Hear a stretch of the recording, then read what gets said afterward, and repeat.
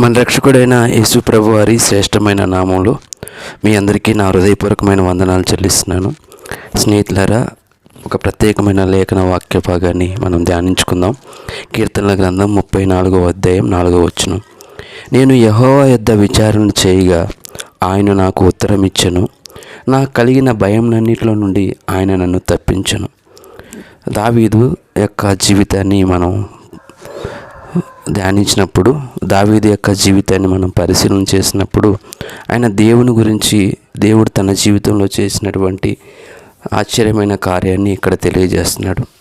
నేను ఎప్పుడైతే దేవుణ్ణి సమీపించి దేవుని యొద్ద ప్రాధేయపడ్డానో అప్పుడు ఆయన నా ప్రార్థన ఆలకించి, నా విజ్ఞాపన ఆలకించి, నేను విన్నవించిన దాన్ని, నేను ప్రాధేయపడిన దాన్ని నాకు ఉత్తరం ఇచ్చాడు, నాకు జవాబు ఇచ్చాడు. మరియు నేను కలిగి ఉన్న భయములన్నిటిలో నుండి ఆయన నన్ను తప్పించాడు, విడిపించాడని కూడా దేవుని గురించి సాక్ష్యం ఇస్తున్నాడు.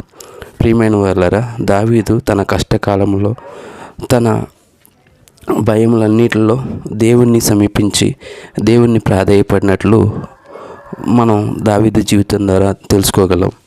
యెహోవాను వెదికి ఎందరైతే యెహోవా యొద్ద ప్రాధేయపడతారో వారికి ఖచ్చితంగా యెహోవా జవాబిస్తాడు. అంటే యేసుక్రీస్తు ప్రభుని ఎవరైతే సమీపించి హృదయపూర్వకంగా వెతుకుతారో, నిజముగా తనకి మొరపెడతారో వారికి యెహోవా యేసు ప్రభు సమీపంగా ఉంటారు. అంత మాత్రమే కాదు, వారు కలిగినటువంటి భయాందోళనల నుండి కూడా దేవుడు వారిని వెలుపలకు తీసుకొస్తాడు. యేసు ప్రభు వారి యొక్క భయాన్ని కూడా వారి హృదయంలో నుండి తీసివేస్తాడు.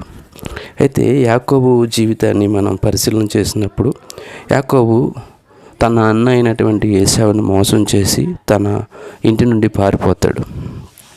అయితే యాకోబు ఒంటరిగా ఉండి బేతేలు దగ్గర దేవుణ్ణి సమీపించి దేవుణ్ణి ప్రాధేయపడి దేవుని యొద్ద మొరపెట్టినప్పుడు యాకోబుని దేవుడు దర్శించి ఇశ్రాయేలుగా మార్చి తన అన్నతో సమాధాన పడినట్లుగా, తన అన్న మరలా అతని సమాధానంగా చేర్చుకున్నట్లుగా దేవుడు చేశాడు.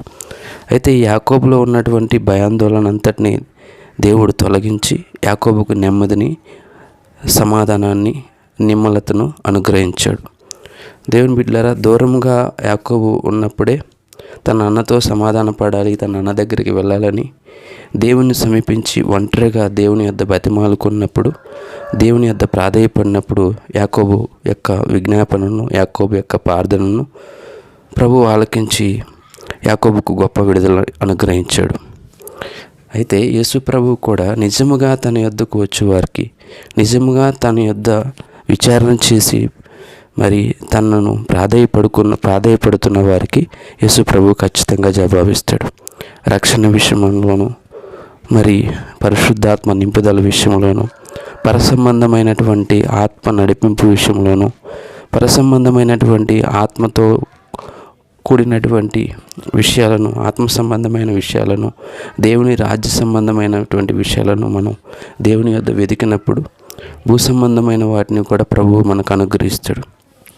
మొదట మనం ప్రభువుని హృదయపూర్వకంగా వెతికినప్పుడు, ఆయన యొద్ద హృదయపూర్వకంగా నిజముగా ప్రాధేయపడినప్పుడు, ఆయన సమీపించినప్పుడు ఆయన కూడా మన కొరకు అతి సమీపంగా దగ్గరగా వచ్చి మన ప్రార్థన ఆలకించి మనకు జవాబు ఇస్తాడు. మనలో ఉన్నటువంటి భయంనంటిని తొలగిస్తాడు. ప్రతి మనిషి నేడు భయపడుతూనే ఉంటాడు. ప్రతి విషయంలోనూ, ప్రతి పరిస్థితిలోనూ ఎంతో కొంత భయాందోళన కలిగి ఉంటారు.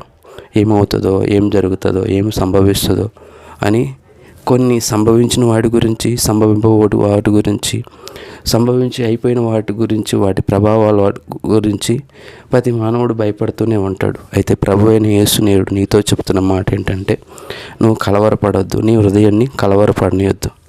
యాకోబుతో కూడా దేవుడిలే చెప్తున్నాడు, నా సేవకుడైనటువంటి యాకోబు, నువ్వు భయపడకు, నువ్వు జడియకు, నువ్వు దిగులు పడకు, నేను నిన్ను రక్షిస్తాను, నేను నిన్ను కాపాడుతాను, నేను నీకు తోడై ఉన్నానని యాకోబుని దేవుడు అన్ని విషయాల్లో బలపరుస్తూ వస్తాడు. దావీదుని కూడా అన్ని విషయాల్లో బలపరుస్తూ వచ్చాడు. దావీదుకి ఎన్నో యుద్ధాలు చేయాల్సి వచ్చింది తన జీవితంలో. వాటన్నిటిలో కూడా దేవుడు దావీదుకు తోడై ఉన్నాడు. వాటన్నిటిలో కూడా దేవుడిని దావీదు సమీపించి దేవుడిని ప్రాధేయపడ్డాడు. కాబట్టి మనం కూడా దేవుని యొద్ద సమీపించి దేవుని యొద్దకు సమీపించి దేవుణ్ణి ప్రాధాయపడినప్పుడు ఆయన ఖచ్చితంగా మన విజ్ఞాపన ఆలకించి జవాబిస్తాడు. ఆయన రక్షించుటకును ప్రార్థన ఆలకించుటకును నేడు సమీపంగా ఉన్నటువంటి ఏకైక దేవుడు ప్రభువైన యేసుక్రీస్తు వారు. కాబట్టి స్నేహితులారా, యేసు సర్వాంతరామి, సర్వశక్తిమంతుడు, సర్వోన్నతుడు.